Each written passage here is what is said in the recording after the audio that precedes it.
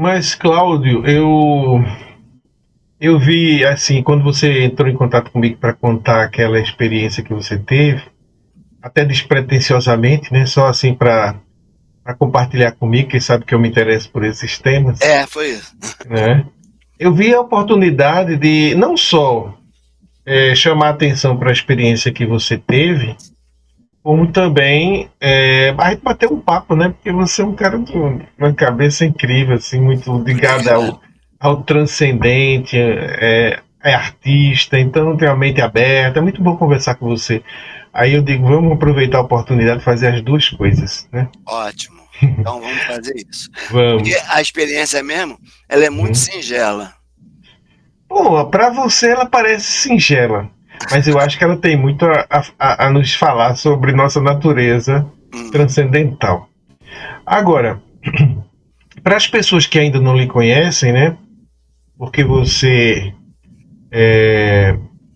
você já deu entrevista aqui no nosso canal, não sei, mais de uma, eu acho, não foi? não, foi uma muitos anos atrás, depois foi a Soninha que Ah, tá. compartilhou aquela experiência, com quem nunca mais É, tive contato. nunca mais, né? Nunca É, mais. eu cheguei a fazer com ela aquela É, sessão, né? aquele tema de Jardim. Ah, você chegou a fazer aquela É, sessão? eu fiz Jardim Acástico com ela e foi interessante. Eu tive algum, não como você, né? Não tive aquele acesso a a dimensão extrafísica tão amplo, mas tive e ela trouxe informações interessantes para mim. Mas eu gostaria que você se apresentasse aí para as pessoas que ainda não lhe conhecem. Tá. O vídeo que você fez, o primeiro, que é muito, muito legal, muito interessante. Eu vou botar o link aqui embaixo na descrição para que quem quiser assistir, né, ampliar o conhecimento acerca de você. Mas se apresenta aí, diga quem você é, onde você Tá. mora, o que você faz. Ok. Eu sou Cláudio, Cláudio Carvalho, assino as coisas que eu escrevo. Eu sou professor de ensino superior na área de letras, literatura e produção textual, literatura brasileira mais enfaticamente, mas eu trabalho também com literatura infantil. Semestre que vem eu vou dar um curso sobre literatura infantil, fábula e contos de fadas. É, eu também milito como professor, sou daqui do Rio de Janeiro, costumo dizer, brincar, que eu não sou carioca, eu sou fluminense, nos dois sentidos. Eu sou E qual a diferença? É porque, em geral, eu moro no Rio de Janeiro e já sou um morador carioca há muito tempo. Carioca é quem era do antigo estado do Rio de Janeiro e quem é da cidade do Rio de Janeiro, Ah, capital. Eu nasci em uhum, Niterói. sim. E nós niteroenses somos tratados como cariocas. Mas Uhum. originalmente a gente é fluminense, né? Ah, tá. E aí eu brinco, porque eu também torço para o Fluminense Futebol Clube. Aí eu digo que eu sou duplamente fluminense, embora eu já more e trabalhe no Rio de Janeiro há muitos anos, Uhum. né? É, então, eu acho que eu fiz minhas apresentações, né? Sou professor de Estudo Nacional de Educação de Surdos, É. né? Aqui do lado, em Laranjeiras, e tenho interesse por esses temas que a gente pode chamar genericamente de transcendentes, né? Hum. Mas é um interesse nada profissional e nada religioso, aderindo a qualquer espécie de, sei lá, de discurso religioso. Assim, eu não conseguiria ser materialista de jeito nenhum, no sentido estrito Uhum. da palavra, porque eu não sei se eu sou maluco ou se eu tenho alguma espécie de neurodivergência, mas eu sempre tive muito próximo de mim esse tipo de experiência, embora nunca sistematizada, né? Tem Uhum. uma, sei lá, É, uma se conexão do transcendente muito grande. É isso que acontece. você. A gente pode dizer que você não é religioso, mas tem todas as ferramentas, né? Eu sou místico. É místico. No sentido É. de que eu não tenho religião, Uhum. né? Mas eu tenho desde muito cedo essas, digamos, experiências, aproximações, interesses, né? Isso é interessante porque liberta a gente daquela necessidade de conectar esses fenômenos à religião, né? Eu costumo dizer que esses dons são dons humanos, né? É característica do ser humano e que é muito interpretado pelas religiões, cada uma a seu modo, né? Um diz que, digamos, o espiritismo podia dizer que você é médium, né? Se você fosse evangélico, você era o que era uma pessoa que tinha revelações, né? Fazia arrebatamento. E assim, mas eu acho que a espiritualidade é uma característica humana e que esses fenômenos acontecem independente de pessoa, pode ser ateu, pode ser o que for. É, isso aflora quando é necessário para a missão de vida da pessoa. Eu também sou místico e tenho essa visão também mística, né? Então eu acho que o ser humano ele vem de um plano espiritual e vem com uma missão temporária aqui na Terra e vem com as ferramentas que ele precisa para isso. Eu acho que no seu caso, né, na minha interpretação, como você é um poeta, né, escritor, eu acho que você é um artista, né? Então você precisava dessa abertura para o transcendente, para que pudesse aflorar em você essa criatividade, né? Essa capacidade que você tem de interpretar o mundo através da arte. Não é isso? Por outro lado, assim, eu acho que eu coloco muito disso, vamos dizer, brincar, embora eu não escreva sobre esse tema, eu coloco muito disso que você poderia chamar de mediunidade na minha escrita. Mesmo que ela não tenha esse tema, não tem. Sobre qualquer coisa, né? Mas aparece, né? Mas assim, se eu tenho algum instrumento para onde eu canalizo isso, sempre foi para minha escrita. E houve um momento em que houve uma certa confusão, porque a escrita acadêmica, filosófica, teórica, ela é uma coisa. E essa escrita, que eu vou chamar de literária, sem pretensão nenhuma, né? Ela é outra. Ela lida mais com esses elementos aí, né? Não é acadêmica, ela é artística mesmo, literária. Ela lida mais com essa coisa do que a gente está chamando aqui, aproximando de transcendente. Isso. Olha, eu não quero dar ilusões, assim, de que eu trabalho nesse gênero, quer dizer, na minha escrita não tem nada de transcendente, ela lida muito com temas do imanente, do cotidiano, das coisas em geral, qualquer coisa. Sim, eu não sou um escritor espiritualista, sequer, Alexandre, espiritualizado.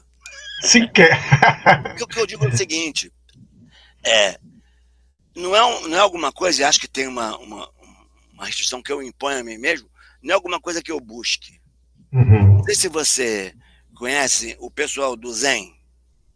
Eu conheço assim, não profundamente. Né? Eu vou dizer o que é. O pessoal do Zen, o pessoal do budismo, diz que essa coisa, por exemplo, essas viagens assim que eu tive, que eu te narrei, que isso pode ser cultivado e desenvolvido.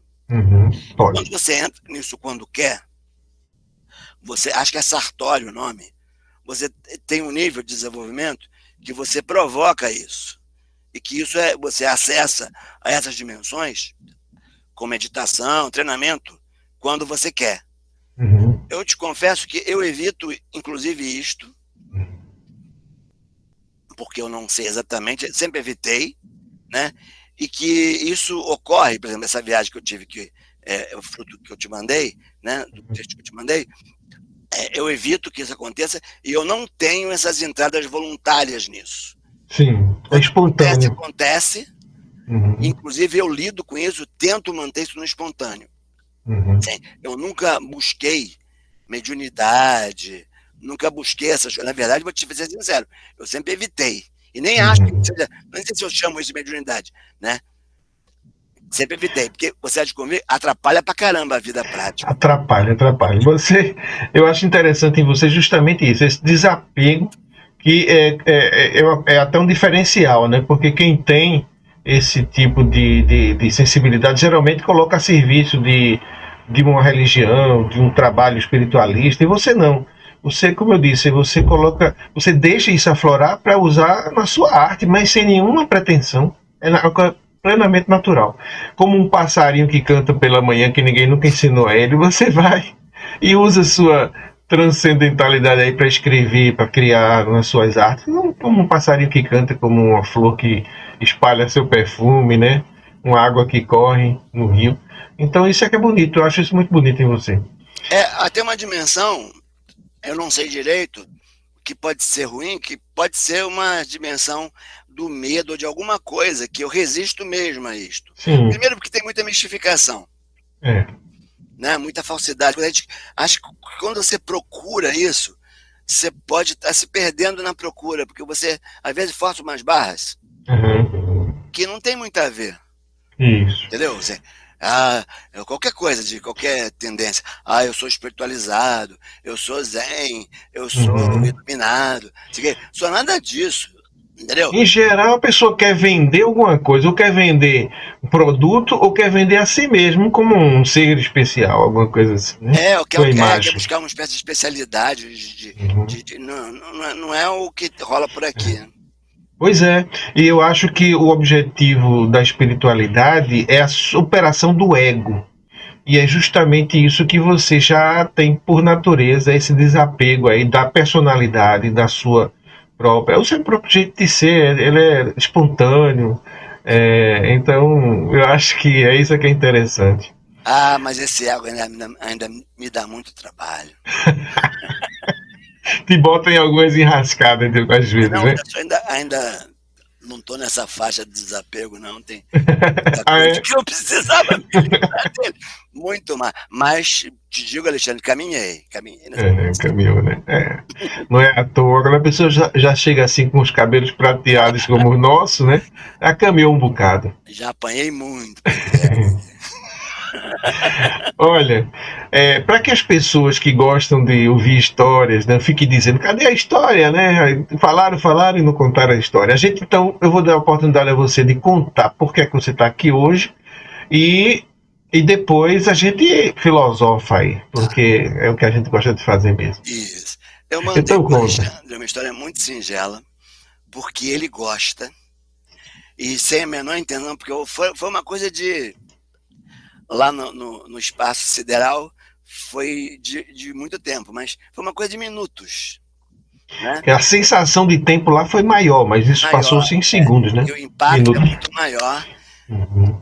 E eu às vezes intuo que não é propriamente um sonho, porque a pancada, a profundidade, a densidade é muito maior. Mas para as pessoas normais, foi um sonho. É o Sim. seguinte, às vezes o ego, né? Às vezes eu sou teimoso pra caramba e me pego aqui, tô começando a história, e me pego aqui nesse mesmo buraquinho, nesse mesmo lugar que eu tô aqui, trabalhando, e às vezes o cansaço vence, né? Uhum. Eu estava aqui preparando um curso que eu tenho sobre história da escrita em sua dimensão antropológica, curso que me interessa muito, estou dando agora uma extensão, gosto muito de fazer, tenho pesquisado aqui, lido, e aí o velho aqui foi dormindo, e apaguei. Apaguei sobre os meus livros aqui, sobre o computador, apaguei aqui onde eu estou. Uhum. Ou, no que eu apaguei, dormindo de cansaço provavelmente, aí começou a experiência. Aconteceu um efeito em que eu disparava como uma bala a uma velocidade alucinante no escuro, escuro, escuro, escuro, escuro, escuro, escuro. Você avança numa direção de algo escuro. E já não sou eu o corpo, é alguma coisa que vai na direção. De repente, eu explodi, tem uma espécie de explosão, e aí tem a visão que a coisa que aconteceu. Aconteceu de eu estar numa espécie de espaço sideral. Nesse espaço sideral, era muito engraçado, porque eu tinha consciência de não ter corpo, eu mesmo. Né? Uhum. Só que aí, Alexandre, é muito gozado que as coisas, o universo era pequenininho. Eu estava desse lugar, mas tudo era muito pequeno. As estrelas eram pequenas. Era como se você fosse grande? Como se eu, não sei dizer, como se eu fosse grande ou como se as coisas fossem pequenas. Uhum. As coisas que eu estou falando são as galáxias, aquele desenho que a gente vê mesmo, são as estrelas, são as coisas eram muito pequenas. Era Uhum. grande porque eu estava dentro disso, Certo. mas o meu ponto de vista era pequeno. Estrelinha, constelaçãozinha, galáxiazinhas. Eu estava nesse lugar assim. A sensação de Uhum. pequeno era interessante. Eu destaquei isso. Falei, caramba, a minha dúvida é, será que eu sou grande? Mas essas coisas são pequenas. Eu não tinha muito noção. Sei, Eu sei. estava nesse lugar assim. Além disso, havia outra coisa muito curiosa nessa experiência. Que eu tinha a minha consciência, mas eu estava integrado a outras consciências, uma porção de consciências. Uma porção de vozes mentais, como se fosse uma telepatia, experiência que eu nunca tive no mundo pessoal, no mundo normal, que estavam na minha cabeça. E eu tinha noção Uhum. que era um monte de entes, para mim, na minha cabeça, que sou humano, de seres humanos. Eram adultos, crianças, homens, mulheres e todo o espectro aí que pode haver, um monte dessas vozes que às vezes eu distinguia da minha, às vezes não, na minha consciência. Uhum. Como se eu estivesse integrado com outras mentes. Acho que é o melhor que eu consegui dizer isso agora. Muitas vozes na minha cabeça. E aconteceu o mais engraçado. Se eu pensei, ou se alguma coisa pensou, ou se alguém desses outras mentes pensou, a seguinte frase me veio: você não é para estar aqui agora. Ou você não deve estar aqui agora, você não pode estar aqui agora. Um treco desse tipo. Uhum. Aí eu vou fazer uma interpretação filosófica maluca, que não tem nada a ver. Eu acho que eu pensei que eu devia estar trabalhando, e aí o ego. Você não pode estar aqui agora. Agora Devia estar é hora do trabalhando. recreio, porra. Ou alguma coisa assim. Também me deu um certo medo, porque esse agora podia ser a morte. Sim, Eu sim. não seja uma experiência de quase morte. Graças a Deus estou vivíssimos aqui, inteiríssimo, né, Uhum. apesar de 65 anos. Você não pode, você não deve, não pode, sei lá, estar aqui agora. Quando eu pensei isso, ato contínuo, me deu um temor e uma vontade de voltar. Eu fiquei assustado, com medo dessa frase. Aí, cara, foi muito. O que eu vou contar não é engraçado, mas na experiência foi engraçadíssimo. Porque eu pensei assim: se eu voltar, eu vou me esburrar na velocidade que eu fui. Se eu voltar na velocidade que eu fui, eu vou me esborrachar no chão de costas. É a Porque de costas, sensação, né? porque de costas eu não tenho a menor ideia, eu vou me esborrachar no chão de costas. E aí, cara, foi o mais engraçado. Porque aí me veio um pensamento, que eu não sei se era meu ou se era dessas outras vozes, mas você não tem corpo, você não tem costas para se esborrachar de costas. Uhum. Isso foi engraçadíssimo. Não é engraçado, mas foi ao mesmo tempo aterrorizante e engraçadíssimo. Eu É vou me curioso. esborrachar, mas eu não tenho costas. Uhum. Eu lembrei agora, pode ser viagem da minha cabeça, dessas vozes também rirem da situação. Uhum. Eu falei, cara, se eu não tenho costas, como é que eu vou me esborrachar de costas? Eles fizeram uma piada, né? Porque E se eu voltasse, eu tava com medo, eu vou me esborrachar de costas. Aí, tudo foi muito engraçado. Mas, é gozado, Alexandre, a gente não tem noção. Isso não tem graça, mas foi muito engraçado. E muito aterrorizante. Mas foi engraçado e você riu? A Eu sensação ri, de rir? eu ri, mas um certo medo também, muito engraçado, um cagaço danado, um medo danado Sei. engraçado a situação. Uhum. E aí, cara, eu comecei a voltar naquela velocidade que eu fui. Uhum. E na minha cabeça maluca, apesar daquele coisa que eu era não ter costas, de costas. Uhum. E A gente, sensação era voltar de costas. era voltar de costas. Voltei. Quando eu tava voltando, aí foi o mais legal. E aí, para não mistificar, eu já vi no Google Earth, ou em visão Uhum. de satélite, o meu prédio aí aqui de cima. Então eu sei como Uhum. é que ele é em cima. Já Sei. estive lá e já vi como é que ele é de cima. É onde mora o porteiro, tem uma cobertura do lado. Eu já vi de cima. Eu me vi descendo. Uhum. E eu moro no quarto. Aqui tem 12 andares. Eu fui passando por dentro dessa porra toda.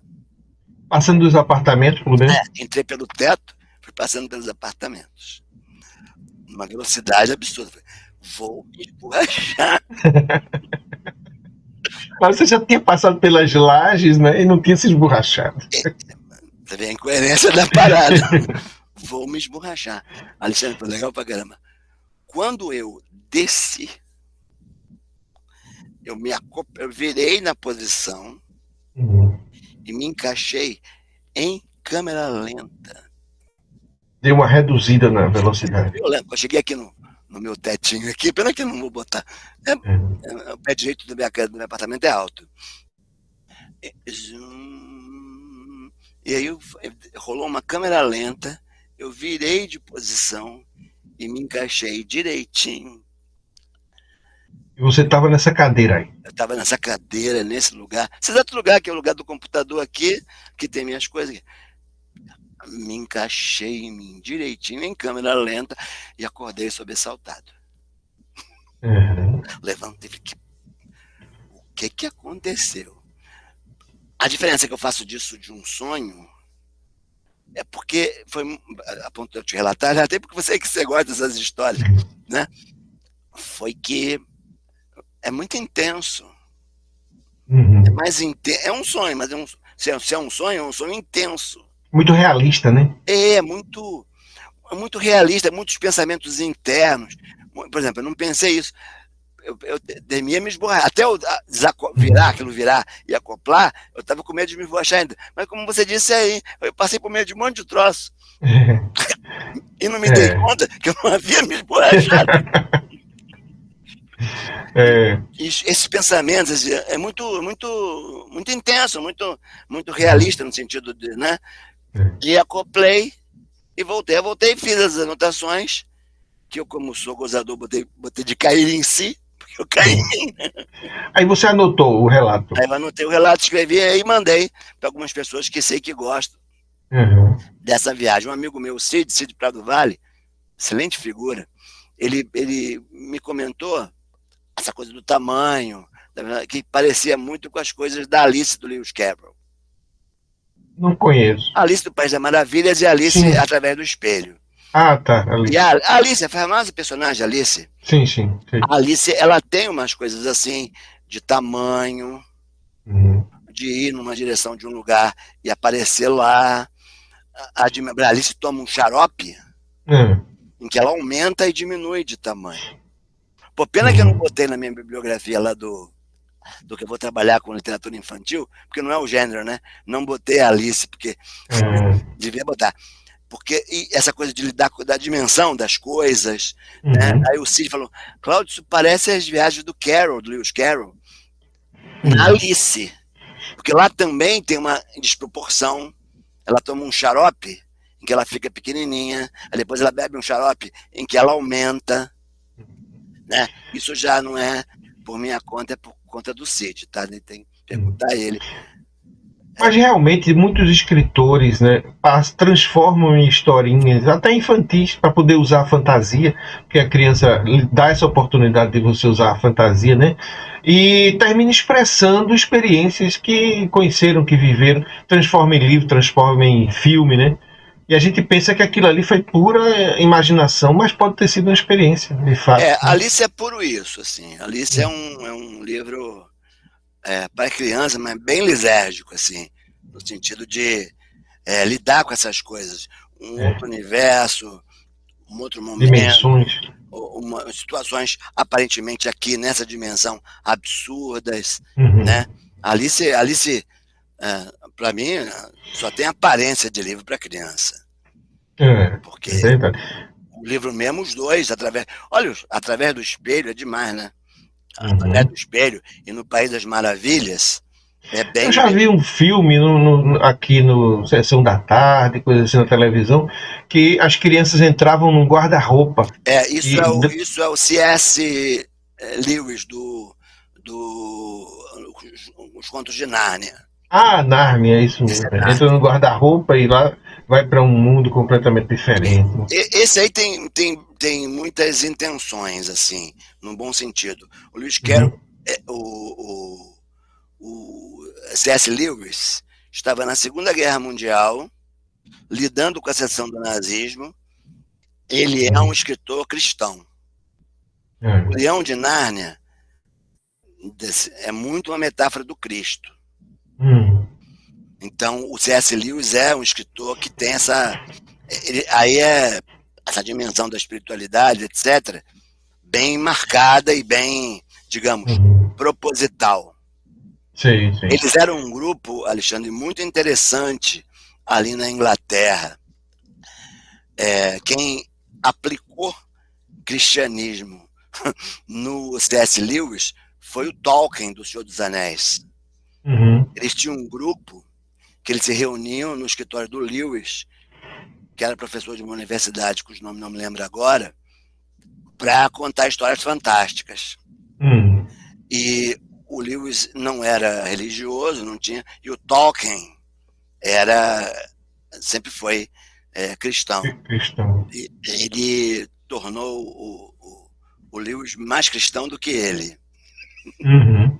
originalmente. E Nárnia tem essa dimensão, quer dizer, o mundo, a fada do gelo que está se impondo sobre o planeta, não sei o quê, é uma clara metáfora, alusão ao nazismo, que não é visto como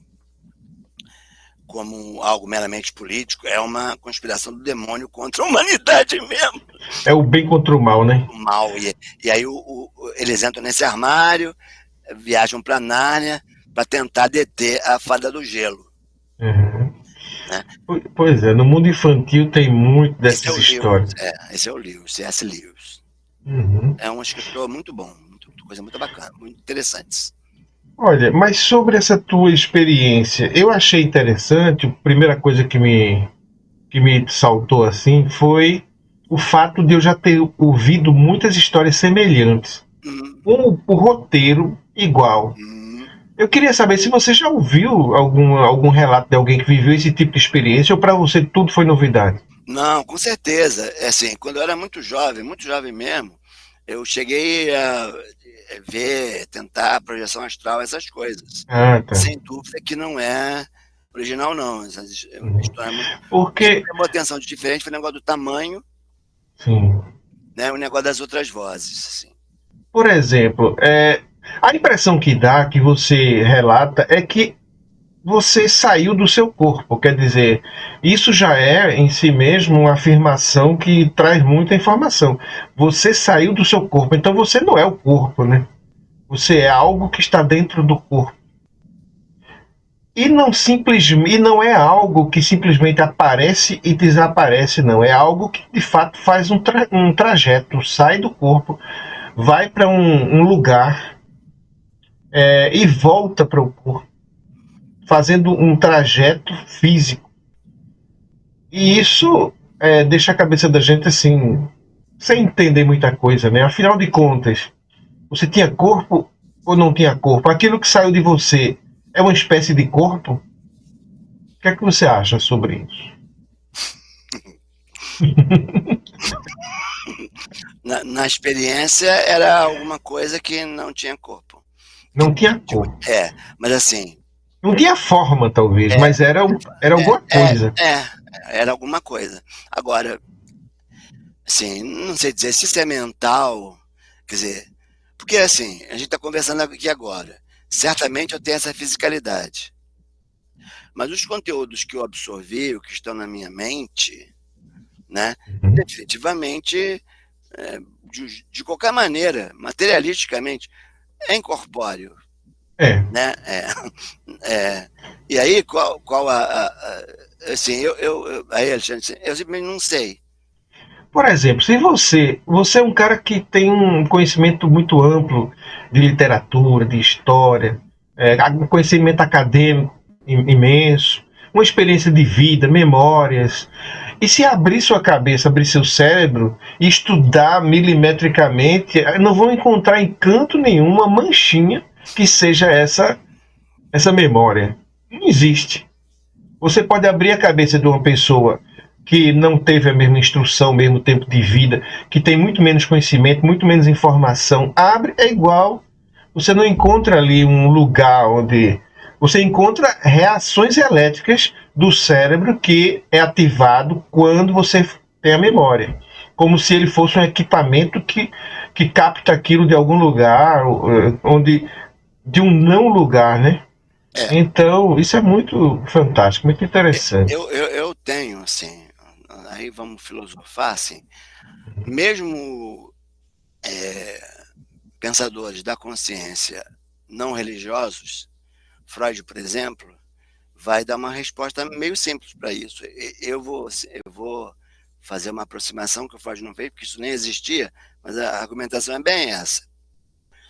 A consciência não é a mente, não é o cérebro, Uhum. é a mente. Certo. E aí, Alexandre, a mente é um software, não hardware. Uhum. É o Ela é um, software, né? ela é um programa ativado por essas sinapses, por essas coisas todas. E aí, alguns arrastos, por exemplo, não é só o cérebro, né? O estômago é um mini cérebro, o coração também é Cada órgão tem sua consciência, né? sua consciência, estou falando, né? Um tipo lá. E aí, isso não necessariamente implica numa possível transcendência, no sentido de se isso aqui desaparecer, desaparecem essas experiências específicas, mas elas são um hardware, elas são um software, elas Só. são um programa que roda aqui. O Freud começou a bronca dele com a neurologia, rompeu com a neurologia e com a psicologia por este caminho. Quer dizer, Sim. não é o cérebro, que a gente fica valorizando, o cérebro, é a mente. E a mente é um software. A Agora, mente é informação, né? Informação. é informação, não tem fisicalidade isto. Uhum. Tem história, tem um monte de coisa, mas não tem fisicalidade. Uhum. Agora, se isso nos aponta na direção de um pós-mortem, O que pode ser aponta, que sim, pode ser aponta, que né? não. Porque na sua experiência, por exemplo, ele disse: você não era para estar aqui agora. Ah, aquilo é. Mas sou eu, né, cara? Eu tenho essa. A minha aposta é que tem esse negócio. De Uhum. alguma maneira tem o que é, eu não sei. Porque, Sim. por exemplo, quando eu falo que evito esse negócio, essas experiências, eu já tenho certeza. Tem alguma coisa que diz isso não é para você agora. Você não deve mexer com isso. Não é medo de bruxaria, medo de. Né? Mas Uhum. você fica na sua. Juro, palavra de honra. Uhum. Não procura negócio, iluminar, dominar. Não procura isso. E é nitidamente um negócio de agora, tão engraçado. Não mexe com isso agora, não. Fica aí, fica nisso aí. Quer dizer, vai ter um tempo que você vai poder mexer com isso. Mas agora não é o momento. Você está agora num momento de viver sua vida aí na Terra, né? De É, fazer sua produção, de seus trabalhos, seus cursos. E a sua mente é uma ferramenta que serve para isso. Mas não se preocupe com isso agora, não é tua missão, né? Talvez seja não, aí. na minha cabeça, é coisa doida aí, já começando a sessão de análise. Na minha cabeça, eu não devo mexer com isso agora. Sim, sim. E não é questão da vida prática, não. Uhum. É que se eu começar a tentar desenvolver uma espécie de Sartori, de eu ter acesso a isso quando quiser, começar a investir em viagem astral, esse tipo de coisa assim, Uhum. teoricamente, se eu começar a tentar fazer isso provocativamente, parece que nesse momento eu não posso. Pode descontrolar alguma Pode me coisa, desgastar. como se diz, perder o controle, né, da situação, prejudicar o teu trabalho, tua vida. Parece, na minha cabeça, estamos conversando aqui, parece que eu vou fazer merda se eu. Sim. A impressão que eu tenho é que eu Uhum. vou entrar numa furada Uhum. se eu Sim. fizer isso. E não é que eu vou estragar a minha vida, não, material. é Uhum. que eu vou me perder espiritualmente. Engraçado, né? Sim, sim. É que você me compreende. É Isso é uma, intuição. é uma Feeling. intuição que você tem, É. é um conhecimento que você tem, que você não sabe de onde vem, mas que você deve ser fiel a ele, deve seguir, claro. Deixa rolar, segura Uhum. isso naturalmente e Uhum. não tenta provocar isso. É. Engraçado, né? Agora, o que eu acho legal é que você compartilhar isso com a gente, né? Que bom que você lembrou da gente, apesar de você não buscar isso. Mas tem muita gente que se interessa por isso. Tem muita gente que precisa pesquisar sobre isso, embora não seja o seu momento, mas é o momento de outras pessoas, né? De mexerem com isso. É. Então, o que eu achei legal é o roteiro que se repete. Eu já vi inúmeros casos que a pessoa, quando sai do corpo, passa numa zona escura, uma zona que ele diz: eu não vejo um palmo à frente, é preto, tudo negro, é isso? É como se fosse uma zona neutra. Dali passa para uma outra visão de universo. Aí é como se estivesse navegando no cosmos, ver estrelas, ver planetas, ver galáxias. E quando quer, por exemplo, aproximar alguma coisa, basta se concentrar naquilo, aquilo, você, como se você fosse lá, ou aquilo viesse aqui, e você tem um acesso. E está acompanhado, ao mesmo tempo, de outras consciências. Tudo isso é um roteiro que se repete Essa com muita experiência do frequência. disparar na direção de um lugar, cruzar uma zona escura e aparecer Isso. do outro lado, eu já tive muitas outras vezes. Ah, já? Mas quando era jovem. Sim. Já tive outras vezes essa mesma sensação. Ah, Uhum. eu vou contar um negócio meio maluco, pode? Pode, claro, estamos aqui Antes, para isso. antes disso acontecer, eu tinha uma sensação muito engraçada, desde muito jovem, criança ainda, que me dava meio medo, que parece com essa sensação do disparar, que Uhum. era assim, vou tentar dizer, pode parecer meio ridículo, mas é assim, eu começava a dormir ou a relaxar, qualquer coisa, e aí vinha uma sensação de fininho, fininho, fininho, fininho, fininho, fininho, fininho, fininho, fininho, fininho, fininho, e a coisa ia alongando, ia se tornando fino, agudo, aquilo me dava uma angústia, fininho, fininho, fininho, fininho, fininho, fininho, fininho. E que eu falo isso na Uhum. linguagem infantil, porque era assim que eu sentia. Uhum. Ou o oposto, grossão, grossão, grossão, grossão, grossão, grossão, grossão, grossão, A grossão, sensação de expandir e diminuir, expandir e né? comprimir. Comprimir. E aí, fininho, fininho. E a sensação dessa viagem é um desse fininho, fininho, fininho, fininho. É como se tivesse tudo. Eu falo escuro, maneira escura, é condensado. Estou tentando elaborar isso agora. É Sim, sim. comprimido.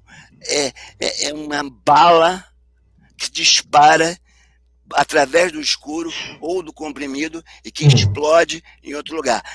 Essa sensação, mais criança, mais jovem, eu tive muitas vezes, depois Uhum. abandonei, e é muito semelhante a essa que eu tive nesse sonho aqui, nessa história Uhum. que eu estou te contando. Isso eu já tive algumas outras vezes, mais jovem, eu tive a oportunidade de vivenciar isso. E eu acho agora estou achando, que tem a ver com esse fininho, fininho, fininho, fininho, fininho, fininho, grossão, grossão, grossão, grossão, Uhum. grossão, grossão. Pois é, essa linguagem que não existe, né, para a gente expressar esse sentimento, a gente tem que falar assim, fininho, fininho, grossão. Eu me lembro quando eu era criança que eu ficava com febre, eu tinha umas alucinações, aí dizia meu pai: eu tô vendo uns palitinhos, palitinho, era a única coisa que eu sabia dizer, era como se fossem uns palitinhos. E se perguntasse, descreva, desenho, eu não sabia, eu só sabia que eu estava vendo uns palitinhos. Meu pai: não, meu filho, é que você tá com febre, mas isso vai passar e tal. É um estado alterado de consciência, né, que acontece com a gente. É. E aí, por isso é que eu acho que tem aí tem muito mais coisa, né? Quer dizer, isso é realmente um mistério. É. E a nossa concepção, tanto religiosa quanto científica, limitou muito isto, né? Uhum. E Foi. também a coisa da saúde mental, né? Ah, é, A gente também. sempre conta isso, e eu sempre tenho perto, porque será que eu sou meio doido? É, isso aí é um fantasma que, devido ao desenvolvimento da ciência, né, da saúde mental, que enquadrou qualquer coisa que não se limite aos cinco sentidos, qualquer coisa que ultrapasse, é uma anomalia, né? Uhum. Aí enquadra você no diagnóstico, bota um rótulo e você fica assustado, com medo. Então, eu acho que é uma boa oportunidade da gente lidar com esses fenômenos também, com a visão, colocando isso numa naturalidade, naturalizando isso. E não necessariamente dando a entender que isso é uma anomalia, é um transtorno. E eu acho que essas coisas se cruzam. Eu já tive até comentando. Eu tenho a impressão que nós somos, de fato, isso que saiu de dentro de você. É a tua consciência, é o que nós somos. Apenas a gente está transitoriamente usando esse corpo como um veículo para poder viver nessa dimensão aqui. Transitar, existir nessa dimensão. Mas o corpo funciona como uma espécie de filtro que não deixa que a gente perceba a realidade mais ampla. A gente fica limitado ao que os sentidos nos informam. A visão, a audição, o tato, né, o paladar, o olfato. O que passar por ali a gente considera realidade. O que ultrapassar isso, a gente diz que é uma anomalia. Eu acho que quando existe uma rachadura, né, usando aí uma linguagem figurada, né, nessa estrutura quântica, né, aí escapa, como escapou sua consciência, escapou do seu corpo físico, foi lá, e quando você chegou lá, disseram a você, não era para você estar aqui agora, volta. Vá lá para seu corpinho, não desencaixe não, senão você vai perder sua vida lá na Terra, vai perder sua existência. Aí você volta. Então parece assim que a doença, o que chamam de doença, esquizofrenia, por exemplo, pode ser uma anomalia quântica que racha essa carapaça e a pessoa começa a ver realidades que só ele vê, e não necessariamente aquilo é uma criação da imaginação. Aqui pode ser uma realidade, só que ele está acessando e outras pessoas não. Não, fato, e assim, isso também é histórico. O que a Né? gente concebe como realidade hoje, não necessariamente foi o que conceberam como realidade em outras estruturas históricas, e nem será o que conceberão no futuro. O que eu quero dizer é que a nossa visão de realidade é bem iluminista, contemporânea, tem toda uma série de valores que mais ou menos a cosmovisão de determinados povos, no espaço e no tempo, ela é diferente mesmo. Uhum. Né? E o que é admitido como real é admitido em certos contextos, em outros não. E nós vivemos sob uma espécie de ditadura da medicalização e da normalidade. Uhum. Né? Por exemplo, Foucault, ele escreveu um livro sobre a história da loucura, né? Loucura, Ele costumava chamar, às vezes, a invenção da loucura, alguma coisa assim. Porque a loucura nem sempre foi o que é, né? Talvez ela não sempre existiu, né? Antigamente era vista de outra mais forma. ou menos disso que eu estou falando mesmo, assim, que nós estamos falando aqui. É mais ou menos isso, quer dizer, Foucault vai dizer que essa experiência estranha sempre aconteceu. Podia ser até adjetivado de loucura. O que não havia, e a coisa da medicalização, é a doença mental. Não existia esse conceito. Essas experiências, para além do normal, elas podiam ser até tratadas como loucura, ou como possessão demoníaca, ou como possessão divina, qualquer coisa desse tipo. Como um desvio, né? Mas o que elas não eram medicalizadas como doença mental. E o perigo da doença mental é que tem um controle sobre ela, né? Que aí... a repressão, né? O controle. É um controle produtivo. Vou me tornar menos produtivo para os moldes capitalistas, para os moldes da produtividade que me exigem. Você fica fora do mercado, né? Não se encaixa. Por isso que eu tento botar minhas maluquices literárias no mercado para poder... Que bom que você tem essa válvula de escape aí. Você pode fazer o que quiser com a sua arte. Aliás, a arte tem essa função, né? Tem. A pintura, o cinema, a literatura, dá a oportunidade de você expandir a criatividade e colocar, visualizar essas situações sem ninguém dizer que você é maluco. Pelo contrário, dizem que você é criativo. É verdade, é isso aí, cara. A arte existe para que a gente Deixa eu ver, alguma frase que eu vi, a arte existe para que a gente não enlouqueça, alguma coisa A assim. arte existe porque a vida não é suficiente. Não é Isso é o Nietzsche. suficiente. Tem que ter uma válvula de escape aí para poder se expandir. Esse é o doido do Nietzsche. A arte É existe porque a vida Nietzsche. não é suficiente. E Nietzsche também dizia uma coisa interessante, né?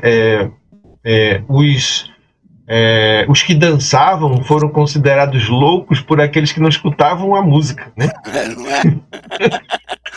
Mas você pode ser internado a qualquer momento se você ouvir uma É, música. é. O próprio Foucault, né? Ele teve internado, ele foi levado para um hospital psiquiátrico. Ele era homossexual. Naquela época, o pai dele não aceitava, né, a homossexualidade dele. E qualquer desvio de conduta daquela época, fosse da homossexualidade, fosse outro desvio que não se enquadrasse dentro daquelas normas sociais, a pessoa era escanteada para um hospício. Por exemplo, dons mediúnicos, né? A pessoa tinha dons mediúnicos, adivinhava coisas que ia acontecer e tal, botava no hospital psiquiátrico. Ou então, se fosse quisesse violar alguma regra social, como a questão da sexualidade, por exemplo, então bota no hospício, né? E ele viveu na carne isso, e a reação dele foi justamente buscar entender aquele processo e dizer o que dizem a você que é verdade pode não ser a verdade. Né? A verdade é uma construção social de uma época e de um lugar, né? É, assim, e fora as internações, coisa e tal, tem um perigo, a gente está conversando aqui na boa, né? A gente vive num meio acadêmico, coisa e tal, positivista, não sei o quê. É. Essas mesmas conversas, elas podem descredibilizar Uhum. o seu trabalho intelectual. É. Elas podem te levar para um estigma Uhum. do você tá doido. E não tá doido no sentido de que eu vou me internar, não. No sentido de que eu sou descredibilizado, Você não é confiável. eu não sou confiável por esse tipo de coisa. Eu tive essa experiência e te contei, adoro. Né? Assim, Uhum. contar, eu contei pro Cid, contei pra Luz Marina, contei para alguns amigos E que agora tá contando para os 5 continentes que esse canal vai ser visto. isso pode me transformar, num mistificador, isso aqui é tudo um 7-1, Uhum. ou num maluco. Uhum. Compreende? É claro que eu não tenho importância, eu não estou falando disso que eu não tenho importância Mas pode ser sofrer esse tipo interpretado de dessa ataque. forma. Mas qualquer pessoa que se atreva a caminhar nessa direção, né, É. ela corre o risco do descrédito. Muito E, curioso isso. Agora, eu vou negar que eu tive essa experiência, por exemplo? Não vou, pô, foi acontecer comigo. uhum. Olha, eu vi uma psicóloga dar uma entrevista, né, no canal Afinal que Somos Nós, há um bom tempo atrás, Aham. e ela contou uma história incrível do EQM que ela teve, e ela foi para o cosmos, assim como você, né? Foi para o ambiente cósmico, viu as estrelas, viu a Terra pequenininha, ela identificou que aquilo Pequenininho. era a Terra, né? E ela viu um cordão que ligava ela ao planeta Terra. Ela disse que eu podia se afastar como se afastasse, mas ela via um cordão que conectava ela, que chamam de cordão de prata, né? Uhum. Isso é muito antigo, a ideia dessa existência desse cordão de prata. E é uma história fantástica. Aí quando no final o entrevistador perguntou a ela era psicóloga, ela é psicóloga e atuante, tem clínica e tudo. Aí o que é que você acha que isso foi? Ela disse, uma alucinação. Aí, mas como assim? Você contou coisas que se conectaram com a realidade que estava acontecendo, né? Quando é alucinação, é completamente desconectado. Não tem correspondência com os fatos. Mas o que você contou corresponde. Você viu sua mãe na janela quando você saiu do corpo, com o seu filho conversando, e ela realmente confirmou que estava lá. Você viu o médico dizendo tal coisa, numa sala que não era a que você estava, e ele confirmou. E você acha que é alucinação? Ela disse, alucinação. Como quem diz assim, eu só posso dizer que é alucinação, porque senão eu me lasco. Exatamente. Mas hoje tem muito avanço, né? Muita gente Tem. trabalhando com onírico, O trabalho do Siddhartha Ribeiro, que é um Hum, psiquiatra, que aí do Nordeste, acho que hum, de Rio Grande do Norte, que trabalha com o oráculo dos sonhos, com essa dimensão. Hoje tem muita gente já tem. especulando com, né, não menosprezando muito essas experiências e tentando Uhum. recuperar isso. Acho que um dia isso vai ser trazido. Vai, com certeza. A Essa- humanidade passou tantas fases já, né? E essa que a gente está vivendo já é uma fase de transição. eu acho que o cristianismo aprontou tanto na Foi. história do Ocidente Uhum. que houve um momento em que a gente precisou negar essas transcendências todas É, por conta precisou. de sair desse domínio, assim. É, e aí as experiências do Extremo Oriente, das religiões afro-brasileiras, dos nossos indígenas, elas escapam um pouco disso, né? Dessa, desse domínio sobre o espiritual que se impôs É. dessa É, experiência ocidental cristã. a ciência teve que romper, né, com a religiosidade, com a espiritualidade, porque ela estava sendo amordaçada, perseguida, né? Quantos cientistas não morreram aí porque descobriram coisas que iam contra o que a igreja pregava, né? Por exemplo, a Terra não era o centro do universo, de repente isso comprometeria o discurso da igreja, né? E aí o cara teve que negar, ou negava ou morria. Então, a ciência teve que romper, como você diz, precisou romper com esse outro lado da nossa dimensão espiritual, mas talvez agora já esteja numa fase, não, com certeza está caminhando para uma transição, né? Uhum. Eu tenho um irmão que trabalha na USP, ele é professor lá da USP de medicina, e é psicólogo também, e é biólogo. É Otávio Cabral Marques. É meu irmão por parte de pai. E ele trabalha na universidade, na USP, né? E atualmente está passando uma temporada na UFRN, Universidade Federal do Rio Grande do Esses Norte. caras, E ele está pesquisando sobre. Ele é psicólogo também, então ele está trazendo, tentando fazer uma conexão entre espiritualidade e ciência hum, dentro da universidade. Tem uma pós-graduação que ele criou que trata desse tema, né? que legal. Otávio Cabral Marques. Ele tem inclusive um canal no YouTube com esse nome, Otávio Cabral Marques. Se procurar, encontra. Uhum. Mas tem outros pesquisadores, como lá no Juiz de Fora, eu soube, né? Tem um NUP, acho que é NUPS, e núcleo de pesquisa de experiências, né? Também de quase morte, espiritualidade. Então a universidade está abrindo alguns espaços, né? O ambiente acadêmico e científico também para essa dimensão, graças a Deus, né? Eu acabei de ler um romance de um cara chamado Nelson Job, que é daqui da UERJ, daqui que eu falo do Rio de Janeiro. Uhum. E ele também trabalha, né, nessa dimensão entre o conhecimento acadêmico, não sei o quê, formal, científico, e transcendência, bruxaria e etc. Ele pesquisa isso. É, se chama Nelson Job. Job como trabalho mesmo, J-O-B. O Nelson Job, eu li um romance dele chamado Pulsares, de ficção Uhum. científica, que é muito interessante, fascinante, nessas misturas, né? O Uhum. argumento. Quer dizer que ele é escritor, ele é Não, pesquisador, ele é pesquisador, é, ele trabalha nessa fase, não é transdisciplinaridade não, tem um outro nome. Eu não conheço o trabalho acadêmico dele não, conheço só esse romance. Não conheço ele há pouco tempo. É, e trabalha com um negócio que não é transdisciplinaridade não, tá? É parecido com misturar disciplinas, mas tem um outro termo que ele usa, cujo nome não me lembro agora. Mas esse livro é um romance, né? Uhum. É um romance e ele se baseia muito ele é psicólogo e físico. Ele se baseia Uhum. muito na física. Uhum. Esse romance, o argumento, vou simplificar, mas o argumento é o seguinte: tem um teórico aí, cujo nome não me lembro, porque eu não sou da física, que diz que atrás das leis da natureza não são tão leis porque elas se modificam. Elas sofrem transformações.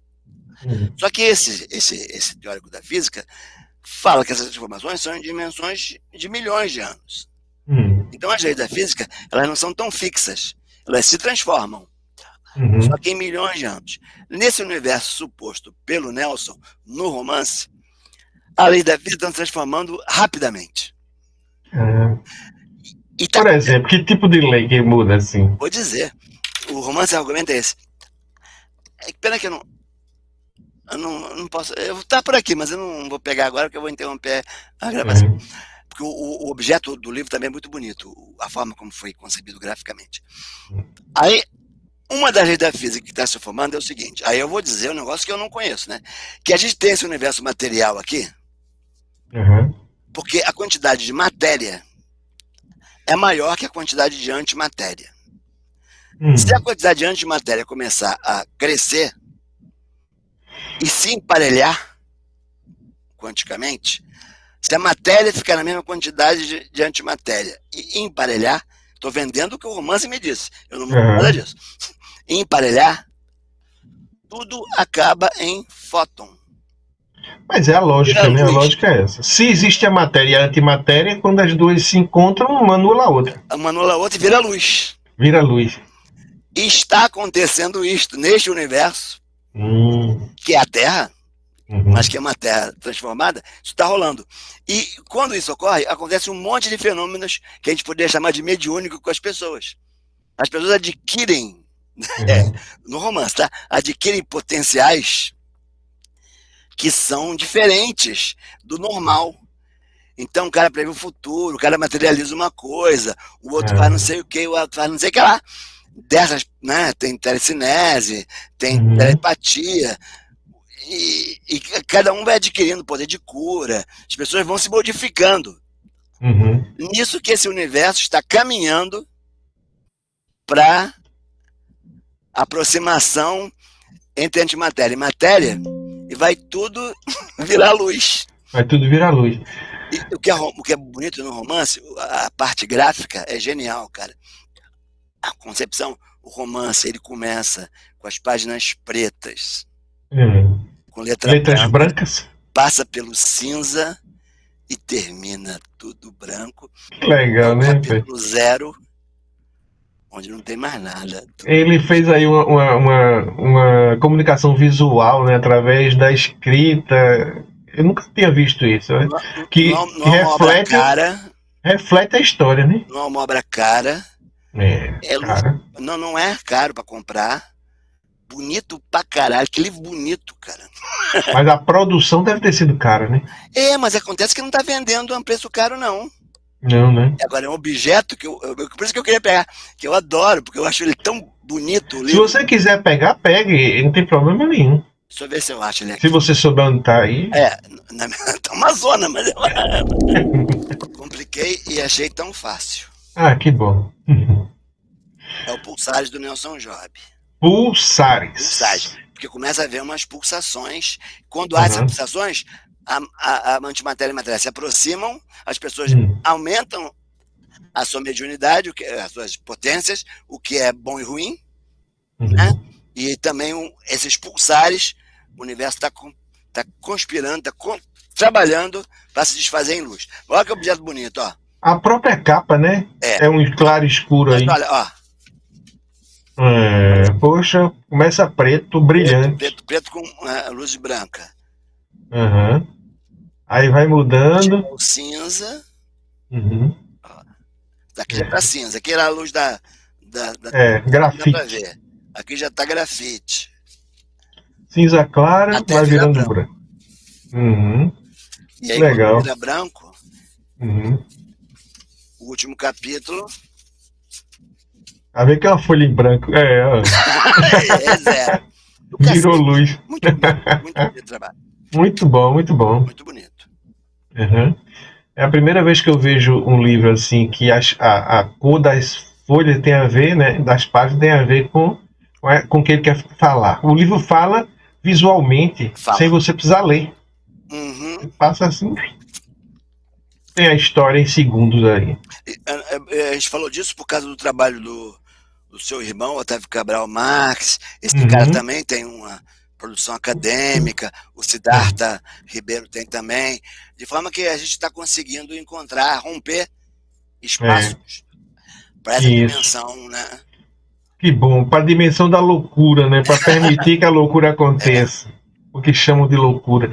Inclusive, eu li um artigo há poucos dias na internet que falava que essa questão de ouvir vozes, que a gente aqui, se você chegar no psiquiatra e dizer, doutor, eu estou ouvindo vozes, ele vai dizer, olha, isso aí pode ser esquizofrenia, pode ser bipolaridade, pode ser não sei o que, então toma esse remedinho aqui que isso passa. E passa mesmo, né? Porque o remédio age quimicamente e bloqueia aquilo, né? A pessoa diz, o remédio fez bem, né? Mas acontece que tem sociedades que valorizam as pessoas que escutam vozes, né? Lá na África, no Oriente, tem algumas sociedades que essas pessoas são valorizadas e não diagnosticadas com alguma doença. Porque a cultura é diferente, os valores são outros, a forma de lidar com esse fenômeno. É aquilo que eu falei, a gente conversou agora sobre história, sobre geografia, sobre como isso vai variar no tempo, né? E como nós, necessariamente, não estamos certos por pensarmos com os valores de hoje. Por exemplo, digamos que a história de Abraão, né? Abraão ouviu Deus dizer, pegue seu filho, Isaac, né? E sacrifique ele para mim. Ele escutou essa voz. Aí pegou Isaac, enganou Isaac, vamos ali fazer um trabalho lá na montanha, né? E chegou lá, amarrou Isaac, preparou uma fogueira. Quando estava pronto para sacrificar, apareceu a voz e disse, não faça isso. Sacrifica aquele cordeirinho que está ali, né, preso, não sei o que. Aí ele foi lá, deixou o filho. Quer dizer, ele escutava vozes, era capaz de assassinar o filho. Esse cara ia preso e ia viver no manicômio hoje, né? Se fosse aqui na nossa sociedade. E eu e você ia achar que estava certo, porque senão ele era capaz de matar a gente. Porque tá escutando, a voz mandou, né? Esse universo é meio perigoso, né? Porque, no sentido, como regular socialmente isso, né? Porque, ao dizer isso, tem muita gente que está ouvindo voz e rezando para pneu aí. Como? Tá ouvindo voz e rezando para pneu? Que é meio esquisito mesmo. Pra pneu, né? Tentando botar celular para chamar. Pra chamar ET, né? O que, assim, é perigoso. Tem que saber medir muito bem isso, né? Tal história. Poxa, é um caminho bastante escorregadio, né? Tem muita gente aí, como você diz, alucinada, vivendo num mundo paralelo, completamente perdida a conexão com o que a gente considera realidade, né? E aí, como é que a gente vai julgar essas pessoas, né? Talvez o melhor seja não julgar, né? Também acho, tem que segurar uma. Deixa cada um viver sua realidade. Cada um administra a sua loucura, né? E aí muitos se aproveitam dessa loucura para lucrar, né, financeiramente, politicamente, né? As religiões mesmo, né? Quantos pastores, padres estão aí lucrando justamente com a criação de uma realidade paralela, né? Mas que para as pessoas é uma coisa, para esse que está arrecadando é outra. Seja capital político, seja capital financeiro mesmo, econômico, né? O mundo é uma loucura. É como dizia Jesus, eu vou mandar vocês como cordeiros para o meio de lobos, né? Sejam simples como as pombas, mas prudentes como as serpentes. A gente tem que viver isso aí. Vamos ser simples, né? Não vamos julgar, não vamos ameaçar. Não vamos. A pombinha não faz mal a ninguém, né? Quando você se aproxima, ela se afasta. Ela não é agressiva, a não ser para alguns insetos. Mas a serpente é prudente, né? Ela só ataca no momento certo. Ela não é agressiva de sair para cima feito um cachorro. O cachorro é o bicho mais abestalhado que eu já vi, né? Sai latindo. Primeiro ele late para afastar já a presa dele. Aí depois ele sai mordendo de qualquer jeito, é capaz de morrer. Eu vi aqui 2 cachorros se afogarem no açude aqui perto da minha casa, Nossa. porque eles brincavam de correr atrás dos quero-quero. Tem uns quero-quero lá. Quero-quero é um bicho sério, não brinque com os quero-quero não, porque ele é muito sério. Aí o cachorro ficava perturbando os quero-quero, que ficavam numa ilhotazinha do açude, ao ponto de o quero-quero induzir o cachorro. A gente ficou observando isso. Ele passava perto do cachorro e batia as asas e levava o cachorro para um lugar afastado dos ninhos deles. E foi afastando o cachorro e foi conduzindo os 2 cachorros para dentro do açude, Olha só. onde tinha umas folhagens que prendiam o pé. Então o pé ali prende, né? E o cachorro foi entrando, daqui a pouco não tinha mais pé, não conseguia nadar devido às plantas, e um começou a querer subir em cima do outro para se salvar e morreram os 2 lá dentro. Quer dizer, cachorro é um bicho muito bobo, enquanto o quero-quero é muito esperto. Estratégia, né, cara? É uma estratégia incrível. Eu vi o quero-quero fazer outras estratégias de conduzir o cachorro para longe, porque o cachorro ia vários dias lá no parque e eu ficava olhando de longe. Uma vez ele conduziu o cachorro para dentro de uma quadra de basquete e o cachorro ficou ali preso sem saber como sair. Mas dessa vez ele perdeu a paciência e levou o cachorro para a morte. Mas não sei se eu não estou ouvindo a sua voz. Não, é que eu... Tá me vendo agora? Desapareceu o Desapareceu, som. peraí. Alô, Alexandre, agora me ouve? Agora eu tô ouvindo. Era aí no seu fone, pensei que fosse no meu. Era o meu fone. Mas, assim, já conversamos, né? É sempre um prazer ver você, cara. Tem um cara muito simpático, gosto do teu trabalho, muito interessante. Queria fazer de novo um elogio. Eu tenho assistido pouco o teu canal, fui em outras direções, mas o que eu acho legal, para além das coisas das experiências transcendentes, para além das experiências luminosas, eu acho muito legal você ouvir as pessoas falando da vida delas, o aspecto humano. Histórias de vida, né? História de vida. Eu assisto, às vezes, acho riquíssimo esse depoimento. Eu faria um outro canal, experiência nem tão luminosa assim.